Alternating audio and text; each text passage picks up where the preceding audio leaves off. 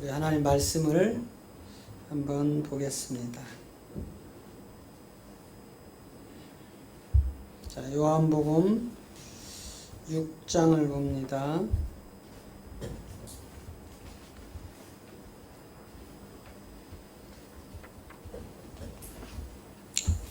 32절부터 36절까지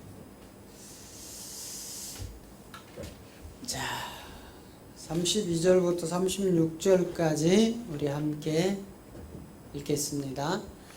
예수께서 이르시되 내가 진실로 진실로 너희에게 이르노니 하늘에서 내려온 떡은 모세가 준 것이 아니라 오직 내 아버지가 하늘에서 내린 참떡을 너희에게 주시나니 하나님의 떡은 하늘에서 내려 세상에 생명을 주는 것이니라. 저희가 가로되 주여 이 떡을 항상 우리에게 주소서. 예수께서 가라사대 내가 곧 생명의 떡이니 내게 오는 자는 결코 줄이지 아니할 터요 나를 믿는 자는 영원히 목마르지 아니하리라. 그러나 내가 너희더러 이르기를 너희는 나를 보고도 믿지 아니하는도다 하였느니라. 아멘.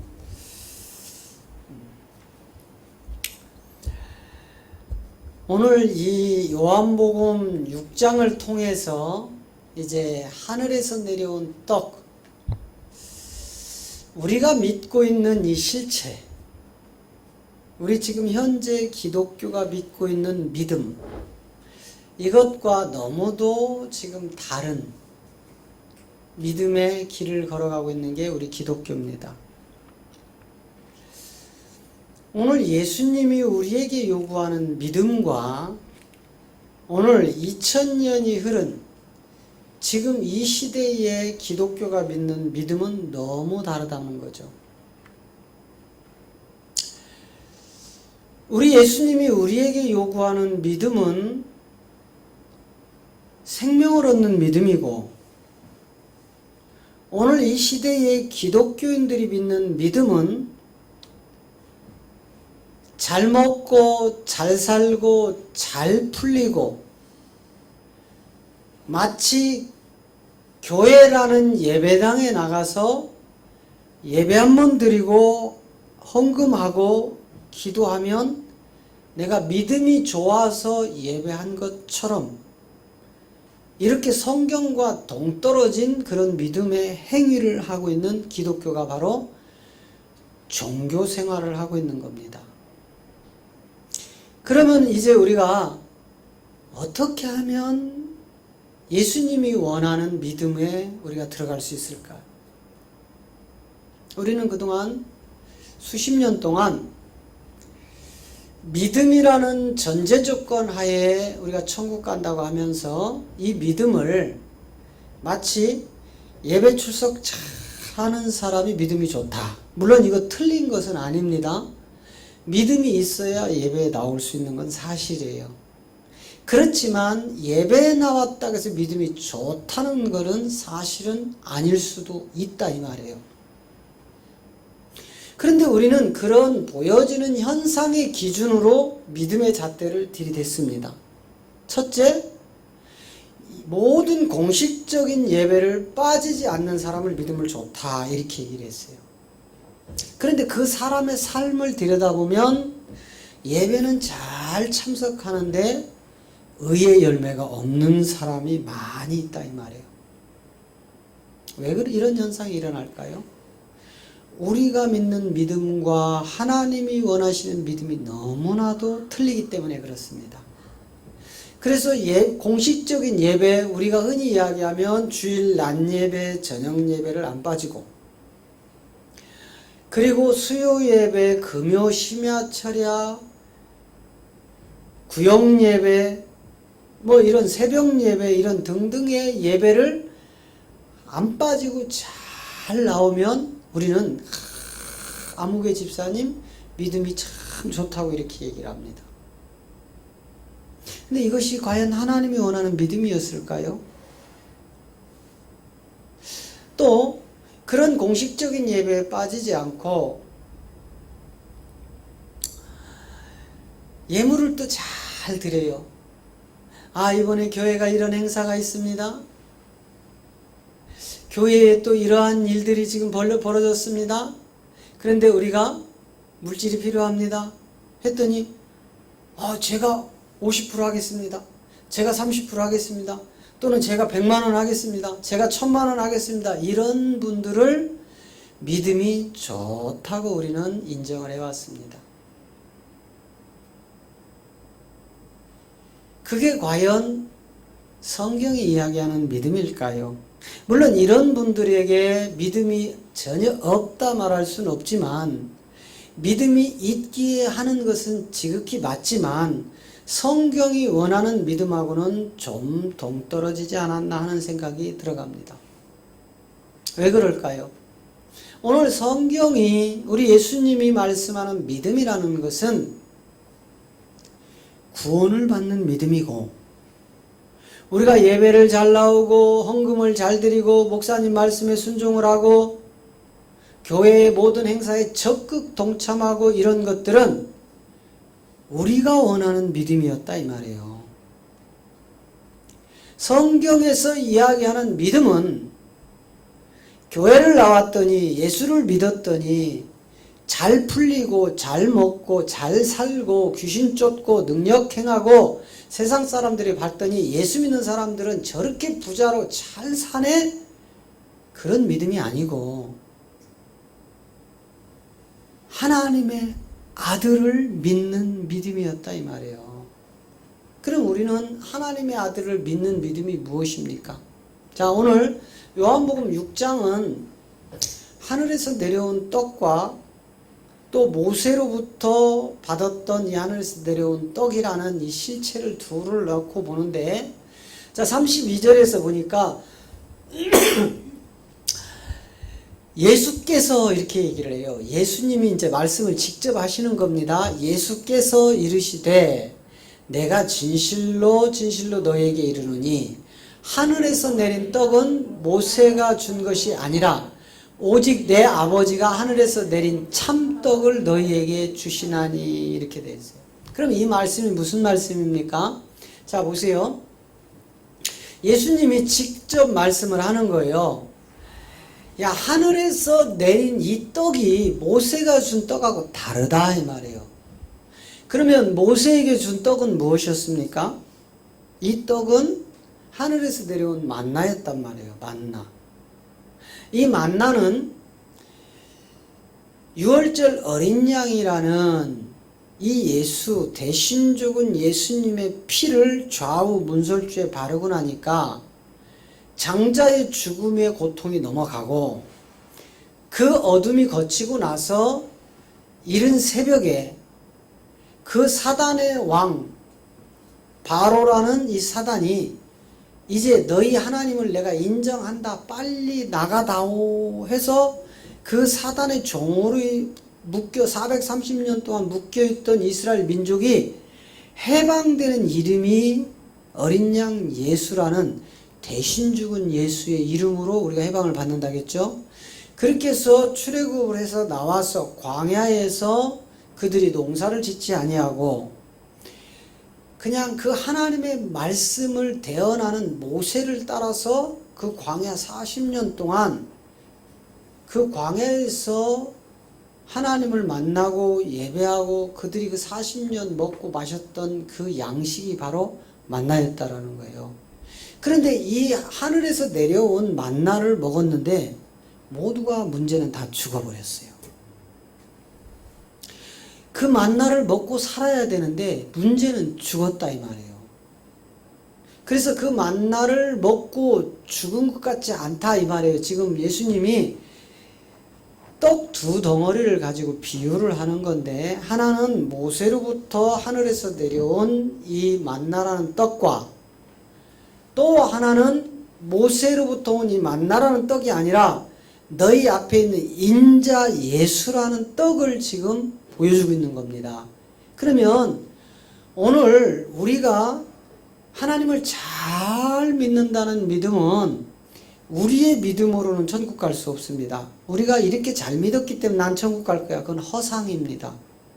오늘 지금 예수님이 말씀하는 저 하늘에서 내려오는 참 떡을 먹어야 우리가 구원을 받는데, 이 떡을 믿는 믿음은 바로 예수를 그리스도로 믿는 믿음이 바로 떡이다 이 말이에요. 예. 그래서 오늘 지금 예수님이 그 말씀을 하는 거예요. 야, 모세로부터 받은 그 하늘에서 내려온 떡이 있잖니? 근데 그거는 먹어도 다시 배가 고프고, 그 떡은 먹어도 너희가 영생을 할 수 없다. 지금 그 말씀을 하는 거예요. 지금 믿음을 지금 너희가 원하는 믿음, 내 아버지가 원하는 믿음, 이렇게 해서 지금 예수님이 설명을 하는데, 저 떡을 설명을 하면서도 무엇이 옳고 그르고 무엇이 참 생명이고 영생인지를 읽어도 보아도 보지 못하고 들어도 듣지 못하여 깨달음이 없어서 멸망하는 유대민족이 오늘 이 시대의 종교 행위로 교회 나가면 잘 먹고 잘 살고 잘 되고, 그래서 예배 한번 드렸기 때문에 나를 천국으로 인도한다는 그 믿음과 동일한 믿음이다 이 말이에요. 자, 33절을 봅니다. 자, 33절에 보니까 하나님의 떡은 하늘에서 내려 세상에게 생명을 주는 것이라 이렇게 되어 있어요. 자, 모세로부터 내려온 만나라는 떡은 이스라엘 민족이 40년 광야 생활에서 먹습니다. 근데 이때 먹었던 떡은 그들이 가나안 땅에 들어가면서 그 만나가 딱 멈춰버려요. 그들이 가나안 땅에 들어가서 농사를 짓고 그 농사의 열매를 거두면서 딱 끊겨버립니다. 이제 왜? 너희가 스스로 농사하여 너희의 먹을 양식이 예비되니까 하나님께 끊겨버려요. 이건 아주 굉장히 귀중한 그 귀한 깊이 있는 그 생명인데, 뭐냐면 인간은요 이 땅에서 먹고 마시는 것으로 모든 것을 다 끝냅니다. 그래서 먹을 게 없으면 고민하고 가난하다고 하고, 먹을 게 없으면 전쟁이 일어나고, 먹을 게 없으면 싸움이 일어나고, 먹을 게 없으면 아무것도 용서가 안 되는 게 육체예요. 그런데 왜 만나를 계속 지속적으로 내려주시다가 가나안 땅에 들어가서 농사가 시작이 되니까 그것이 끝이었느냐 이 말이에요. 무엇을 시사하는 거죠? 인간이 노력하고 의지하고, 인간이 개발하고, 인간이 주석을 만들어내고, 인간이 연구하고 찾은 하나님은 본질의 생명이 끊겨버립니다. 여러분, 그래서 기독교 2000년사가 이렇게 어두운 거예요. 초대 때 여러분, 제가 그 수요일날 그 69일회와 70일의 비밀을 말씀을 드렸는데, 이 69일회를 통해서 하나님이 이제 기름 부은 자가 끊어지는 그 세계를 드러내잖아요. 그죠? 그리고 71회를 통해서 이미 7년 대환란이 예고되고, 이제 그렇게 시작되었던 이 세계들이 이제 그 영적으로 초대 때 사도들이 세워놨던 초대의 그 7교회가 사도들의 순교의 현장에서 에베소 교회, 갈라디아 교회, 이 고린도 교회들이 이 영적 교회의 마지막 멸망하는 그 모습을 지금 성경은 기록을 해놓은 거예요. 그래서 결국은 69일회와 70일회의 비밀이 뭐냐면, 육적인 이스라엘의 멸망과 영적인 그 이방의 이방 교회들, 갈라디아, 에베소, 고린도 교회, 이런 이방 교회들이 마지막 순교 현장에서 사글이 다 멸망을 당하고, 이제 바티칸이라는 거대 집단이 올라와 가지고 종교관으로 싹 바꿔놓는 것이, 이게 지금 69일의 비밀과 70의 비밀이란 말이에요. 이걸 다니엘 5장을 통해서 우리에게 이제 보여주는 거죠. 다니엘 2장을 통해서 우리에게 그 세계를 드러내는데, 이제 계속해서 다니엘 9장에 이 그 21일 우리가 그렇게 좋아하는 이런 기도의 응답들, 이런 것들이 얼마나 허상이고 종교 행위를 하기 위해서 이 건물, 거대 집단 건물을 유지하기 위하여 주님의 양들을 거기에 잡아매는 거란 말이에요. 그래서 여러분 에레미야 33장을 통해서 우리에게 드러나는 게 있는데 왜 우리 이런 말씀들이 보아도 보지 못하느냐. 너는 내게 부르짖으라 했다고 해서 우리는 그냥 금식하고 철회하고 악을 쓰면서 막 부르짖었다고요. 그런데 이 부르짖음을 다 어디다 갖다 붙여 먹었죠, 우리는? 신앙생활, 나의 신의란 말이에요. 내가 하나님을 믿는 믿음으로 잘 먹고 잘 살고 잘 되는 것에 다 붙여버렸는데 실상은 그 말이 아니었잖아요. 너는 내게 부르짖으라가 그렇게 악을 쓰고 부르짖으라가 아니라 너는 내 이름을 찾으라 했어요. 너는 내 얼굴을 구하라 했단 말이에요. 너는 내 이름 앞에 서라. 나 전능하신 하나님 앞에, 전능자 앞에 네가 내 얼굴 앞에 내 이름을 구하면 네가 알지 못하는 큰 비밀을 보여주겠다. 그랬더니 마치 이 비밀을 갖다가 우리가 금식하고 철회하고 기도하고 발버둥을 쳤더니 우리가 원하는 육체, 사업이 막혔던 게 뚫어지고 질병에 걸렸던 게 치유되고 내가 이 땅에 살아가면서 육체의 정욕들이 채워지지 않아서 고민했던 것들이 해결되고 마치 그런 것들을 위하여 부르짖어서 그 비밀이 드러난 것처럼 우리는 말씀을 오해했다 이 말이에요. 그러니까 이처럼 오해됐던 내용들이 실상 성경으로 가보니까 네가 알지 못하는 크고 비밀한 것이 뭐였어요?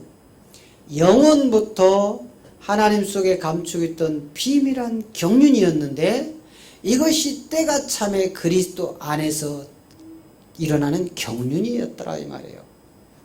이걸 에베소서에서 다 드러냈죠. 그래서 여러분 누가복음 24장 45절에 가면 이 부활의 주님을 만나고도 두 제자가 임마오로 내려가면서 그분이 누군지를 모릅니다. 그런데 보세요. 그들이 전혀 알지 못하기 때문에 자 45절에 시작. 이에 저희 마음을 열어 성경을 깨닫게 하시고 뭘 열었어요? 마음, 소울이었단 말이에요. 혼. 저 마음이 우리 혼의 기관이잖아요.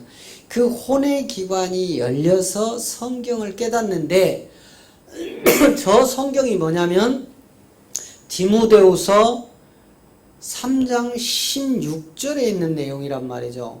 자, 디모데후서 3장 16절. 자, 모든 성경은 하나님의 감동으로 된 것이다. 이렇게 되어 있어요. 모든 성경은 무엇으로 되어 있다고요? 하나님의 감동으로 되어 있다. 그렇기 때문에 너희가 마음을 열어서 성경을 깨닫으면은 누구를 알게 된다는 거예요? 하나님을 알게 된다 이 말이에요. 하나님을. 그래서 요한복음 5장 39절에서는 이제 우리가 무엇을 통하여 영생을 얻어야 되는지를 지금 보여주고 있는 거예요. 너희가 성경에서 영생을 얻는 줄 생각하고 성경을 상고하거니와 이 성경이 곧 내게 대하여 증거하는 것이라. 여러분 성경은 우리에게 영생을 주는 하나님의 말씀입니다. 그런데 이 말씀이 내게 대하여라 이렇게 되어 있는 저 내가 여러분 예수를 예수로 믿는 것은 무엇이라겠죠? 표적이다. 예수를 예수로 믿는 것이 표적이다. 왜 우리 예수님이 하나님이심에도 불구하고 그 예수님이 어린 아기 핏덩이로 말구 위에 오셔야 되느냐 이 말이에요. 전능하신 하나님이 왜 굳이 마리아의 그 젖을 물려서 우리 예수님이 성장을 해야 되느냐 이 말이에요. 이상하지 않으세요? 아니 전능자 하나님이 그냥 장성한 어른, 그냥 30세 되는 예수님으로 떡하니 와버리면 좋으련만 왜 그가 마리아의 애기뽀에서 핏덩어리 아기 예수로 말구 위에 누워져야 되느냐 이 말이에요. 그런데 이런 내용들을 우리 기독교계나 목사님들이 아무리 읽어도 그 내용을 깨닫지 못하는 게 바로 저 영생을 얻는 줄을 너희가 생각하는데, 이 성경이 내게 대하여 증거한다는, 이 내게 대하여 증거하는 이거를 모르기 때문에 갇혀 있는 겁니다. 그래서 오늘날 기독교인들이 자기 목사님을 우리 목사님이 마치 성경을 다 알고 신뢰한 것처럼 그 말씀을 믿고 따라가나, 저 성경이 영생을 주는데 바로 내게 대하여 증거하라는 것을 못 밝히면 그도 또한 소경에 불과하다 이 말이에요. 그러니 기독교인이 어떻게 보면 전 세계에서 제일 불쌍할 수 있습니다. 왜? 남들처럼 금요일까지 직장이나 사업장에서 일하고, 토요일날 여름에는 물가로, 겨울에는 스키 타러 갔다가 주일날 저녁에 와서 월요일날 또 출근하고 마음껏 즐길 수 있는 이런 시간을 교회에 온다는 시간에 다 빼앗겨 버리는 거예요. 그러면 그들처럼 그런 여가 생활도 못 즐기면서, 그런 여가 생활도 하나도 못 즐기면서 결국은 예수를 믿었는데 성경이 영생을 주는 그가 곧 내게 대하여 증거했다는 이 내용을 모른다면 얼마나 비참하겠어요. 그렇지 않습니까? 이게 기독교인들이 종교에 매여 있어서 그런 거예요. 이제 이 성경에서 우리가 영생을 얻는 줄 생각하고 이 성경을 상고해 봤지만 예수 그리스도의 계시를 모르는 기독교인들은 그저 내가 예배 한번 드리고 물질 드리고 기도하고 봉사하고 헌신했기 때문에 나는 천국 갑니다 하는 허상에 다 사로잡혀 있는 거예요. 그거를 마귀는 너무너무 잘 알고 있기 때문에 건물을 최대한 크게 짓는 거예요, 기독교가. 왜? 건물 크게 지으면 뭐가 많아질까요? 일단 행사가 많아집니다. 행사가 많아지면 일이 많아져요. 일이 많아지면 충성할 수 있는 사람이 필요합니다. 그렇다면 물질이 필요합니다. 그렇다면 봉사자가 필요합니다. 그래서 그런 프로그램으로 교인들을 금요심야부터 시작을 해서 주일날까지 프로그램에 의하여 계속 잡아 돌리니까 교인들이 안식할 주일날에 너무너무 피곤하고 월요일날 산업의 현장에 가서 지쳐버리는 겁니다. 얼마나 불쌍할까요? 복음이 없어서 그런 거예요. 우리는 제가 늘 말씀드리잖아요. 야, 복음은 기쁜 소식이야. 복음은 예수 믿는 거야. 복음이란 좋은 거야. 이렇게 이야기를 한다겠죠, 교회에서. 그런데 실상은 그게 틀린 말은 아니지만 성경이 이야기하는 복음하고는 동떨어져 있다 이 말이에요. 성경에서 이야기하는 복음과 우리 교회 다니는 기독교인들이 이야기하는 복음은 너무 다르더라 이 말이에요. 왜? 복음이 기쁜 소식이고 좋은 소식이었다면 제가 늘 말씀드리잖아요. 어느 날 복권 한 장을 샀는데 50억이 당첨이 됐어. 기뻐요, 안 기뻐요? 예? 기쁘죠? 복음보다 기쁘죠? 여러분 한번 생각을 한번 해보세요. 50억 복권이 당첨한 게 기뻐요? 여러분 교회 나오는 게 기뻐요? 50억 당첨된 게 기쁘죠? 아니 솔직히 말씀해 보세요. 50억 당첨이 된 게 기뻐요? 아니면은 교회 나와서 예배 드리는 게 기뻐요? 다 솔직하잖아요. 저도 저도 목사지만 50억 복권이 당첨된 게 교회 나와서 예배 드리는 것보다 솔직히 기쁩니다. 왜? 돈이면 뭐든지 다 되니까. 그러면 우리가 믿는 복음이란 기쁜 소식이야, 좋은 소식이야, 맞는 것 같지만 실상 다르다 이 말이에요. 진짜 복음은 예수를 그리스도로 믿어서 그 그리스도의 생명이 내 안에 들어와 내가 하나님처럼 되는 것이 구원인 것이고 복음인 것입니다. 그 하나님의 생명이 내 안에 들어와서 그 하나님의 생명이 내 안에서 밖으로 나가 열매 맺는 것이 복음이라고요. 결국은 복음이라는 것은 예수가 그리스도 되는 거다 이 말이에요. 복음이라는 것은 예수를 그리스도로 믿는 것이 복음입니다. 그래서 예수를 예수로 믿는 것은 표적에 불과하다니까는요. 자, 누가복음 2장 11절에서 누가가 그 이야기를 하는 거예요. 12절 너희가 가서 강보에 쌓여 구유에 두인 아기를 보리니 이것이 너희에게 표적이니라 하더라 이랬어요. 자, 지금 마리아가 아기를 하나 낳는데 마태복음 1장 21절에 가면 아들을 낳으리니 이름을 뭐로 해라 그래요. 네, 아들을 낳으리니 이름이 예수예요. 지금 말 구유에 그 누여져 있는 아기가 누구라는 거예요? 예수란 말이에요. 그런데 저 예수가 자기 백성들이 있었다 이 말이에요. 예수님의 백성이 있었다 이거예요. 그 예수님의 백성들의 죄에서 구원하려고 이 땅에 오셨는데 이 예수님의 백성들이 누구냐? 에베소 1장 4절 가면 이미 하나님이 영원 전 천지창조가 되기 전부터 이 백성들을 분리를 시키고 계셨다 이 말이에요. 자, 곧 창세 전에 그리스도 안에서 우리를 택하사. 자, 창세 전에 그리스도 안에서 선택이 됐다 이 말은 천지창조가 되기 전을 이야기하는 겁니다. 그렇죠?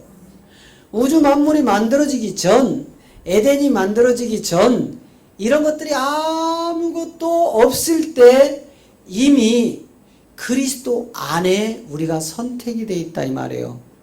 그래서 마태복음 1장 16절은 그리스도라 칭하는 예수가 나시니라 이렇게 되어 있단 말이에요. 네. 이해되시죠?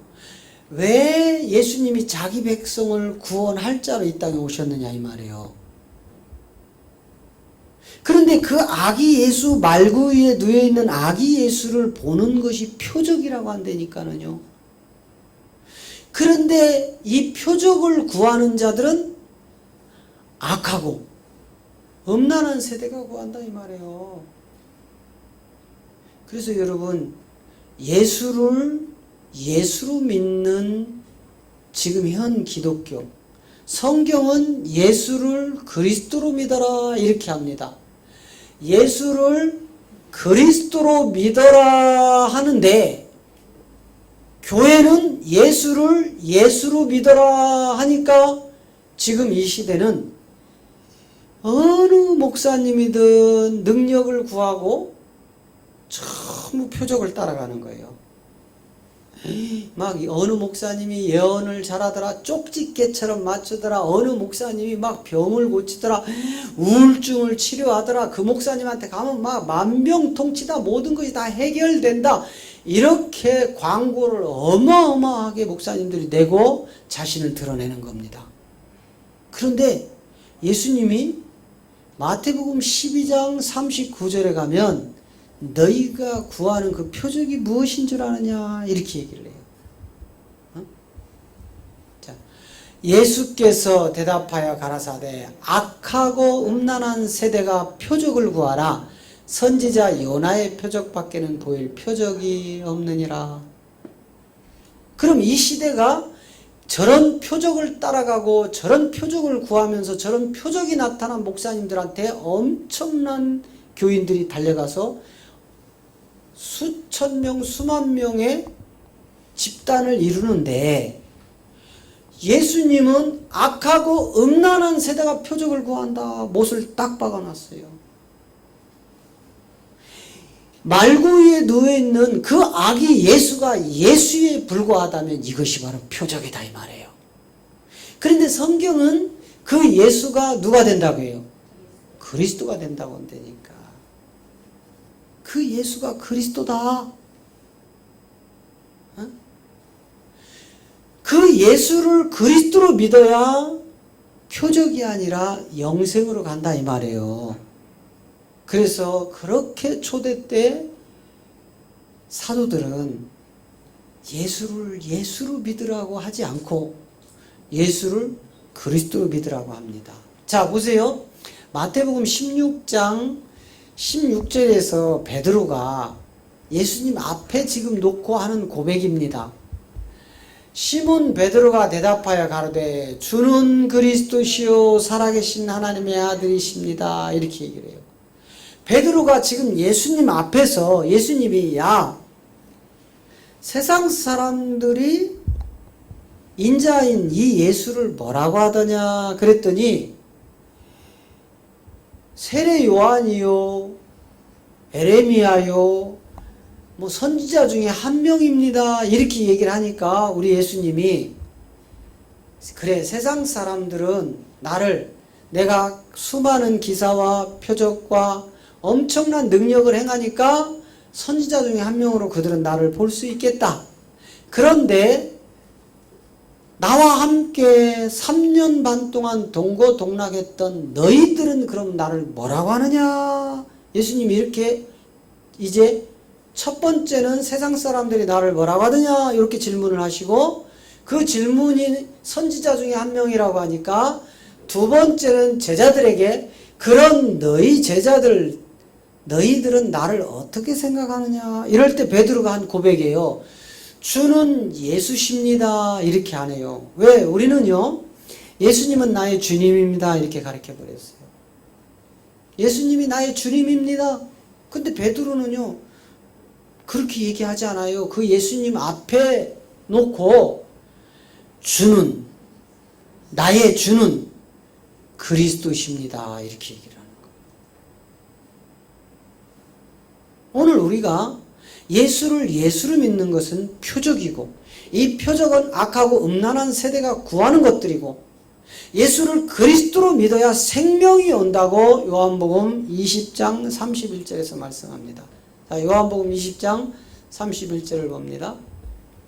오직 이것을 기록함은 너희로 예수께서 하나님의 아들 그리스도이심을 믿게 하려 하며 또 너희로 믿고 그 이름을 힘입어 생명을 얻게 하려 함이라. 예수를 누구로 믿으래요?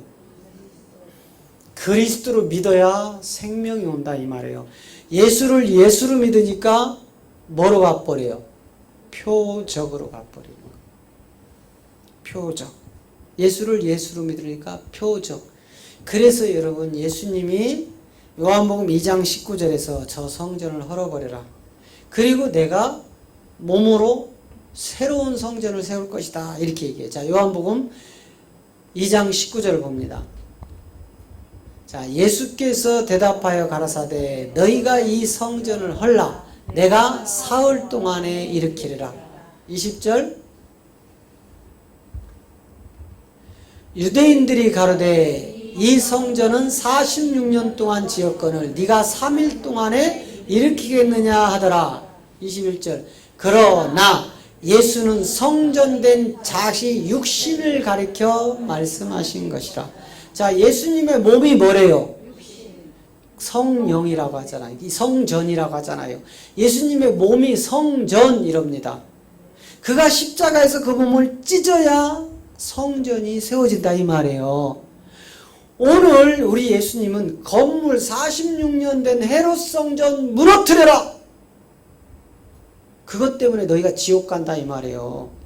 그런데 오늘 이 시대는 어찌 된 일인지 모든 목회자가 교회 건축에 생명을 걸어버려요. 예수님이 무너뜨린 그 건물을 왜 다시 세우려고 하는지 그래도 우리가 하나님 뜻대로 가는 겁니까? 아니다 이 말이에요. 하나님의 뜻과는 전혀 상관없이 가는 이 시대, 우리 주님의 양들이 얼마나 지금 양의 탈을 쓴 늑대들에게 노략질을 당하고 있는데도 성도들이 무엇이 옳고 그른지를 깨닫지 못하는 이 소경된 이 시대, 요한복음 10장 10절로 가보세요. 도적이 오는 것은 도적질하고 죽이고 멸망시키는 것뿐이요 내가 온 것은 양으로 생명을 얻게 하고 더 풍성히 얻게 하려 하는 것이라. 여러분, 도적질하는 것은 여러분 성도들의 것을 피와 땀 고열을 짜내서 건물을 만들어 놓고 그 건물에 충성시키는 저것이 바로 도적질하는 자들이고요. 예수님의 몸을 통하여 십자가의 부활의 생명을 얻어서 성전을, 몸된 성전을 세운 자들은 저 생명을 얻어서 더욱더 풍성한 곳으로 영원한 삶을 살아가는 것입니다. 그런데도 지금 이 시대는 큰 교회 나간다는 프라이버시가 얼마나 강한지 몰라요. 나는 우리 교회는 3,000명이야. 우리 교회는 5,000명이야. 우리 교회는 10,000명이야. 10만 명이야. 나는 거기에 장로야, 권사야, 안수집사야. 그게 천국하고 무슨 상관이 있습니까? 예수님은 저 46년 된 건물 헤롯 성전을 무너뜨려 버려라. 저것 때문에 너희가 지옥 간다. 그런데 이 시대의 교회들은 어찌하여 저 건물만 세우느라고 성도들의 고열을 짜냅니까? 우리는 성경을 바로 알아야 돼요. 하나님이 우리에게 원하는 믿음과 사람이 요구하여 믿는 믿음을 구분할 수 있는 영분별이 여러분에게 필요한 시대입니다. 그 영분별이 되어지지 않으면 건물 따라가고 유명 강사를 따라가고 유명한 목사를 따라가서 말씀에도 없는 도적질하는 저 이리떼에게 모든 것을 빼앗기고 말 것입니다. 이제 우리는 하나님이 요구하는 믿음, 그것은 사도들이 사도행전 5장 42절에서 분명히 그들은 어디를 가든지 이 말씀만 전했어요. 이게 바로 복음입니다. 할렐루야. 네. 저희가 날마다 성전에 있든지 집에 있든지 예수는 그리스도라 가르치기와 전도하기를 쉬지 아니하니라.